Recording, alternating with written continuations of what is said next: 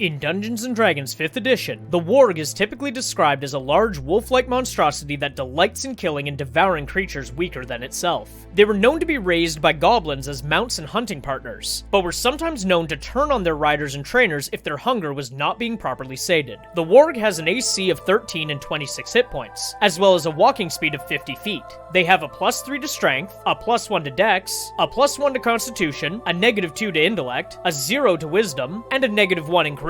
They have a +4 to perception, as well as dark vision up to 60 feet and a passive perception of 14. They can speak both goblin and their own language called Worg, and have the keen hearing and smell trait that gives them advantage on perception checks relying on hearing and scent. In combat, they only really have one option, a bite attack with a +5 to hit that deals 2d6 + 3 damage, a damage potential of 5 to 15 per strike. This attack also forces a strength save of DC 13, which if failed results in the target being knocked prone. As a DM, I would never use a Worg on its own. Like wolves in real life, they are pack creatures, and are typically meant to be used as mounts for goblinoids. Instead, I would have the leader of a goblin pack mounted on a Worg if the party is lower level, or I would have a pack of goblins on Worg back if they were a little bit higher in level. The strategy for the Worg is simple. Use the 50 feet of movement they have to rush prey, followed by a bite attack meant to injure and knock people prone. Once the Worg's turn is over, their rider should be striking other people with ranged weapons, while the goblins following on foot attempt to slay those that were knocked prone by the Worg via melee attacks with advantage. Like many creatures in D&D, the Worg is likely taken from the works of J.R.R. Tolkien, in which the Worgs, large wolves with insatiable hunger, are used as mounts by many of the orc and goblin kind in their battles with the free people of Middle-earth. Tolkien, however, likely grabbed the idea from a combination of Old Norse and Old English myth. In Old English, the word Weirg was used to mean an outcast who could be legally killed via hanging or strangulation, very specific, while the Old Norse word Vargar can be anglicized to Worg. The Vargar were mythological wolves who served the gods on all sides of conflict. Odin was said to have 2 werewolves, while many other gods used wolves as mounts and warhounds. In Ragnarok, the battle that destroys the world, it is said that Odin will be consumed by the largest Vargar of them all, Fenrir, the gigantic wolven son of Loki, who is then slain in retribution by Odin's half-giant son, Vidar. In comparing the monster to the myth, we find that they are, in essence, the same. While Tolkien may have combined words in Norse and English to create the term Worg, the mythology that Worgs are based on depicts them as massive wolves used in warfare as mounts and attack dogs. Tolkien's influence on fantasy is once again at play here, as most Worgs are directly associated with goblins and other orcish creatures, and D&D seems to remain faithful to this interpretation.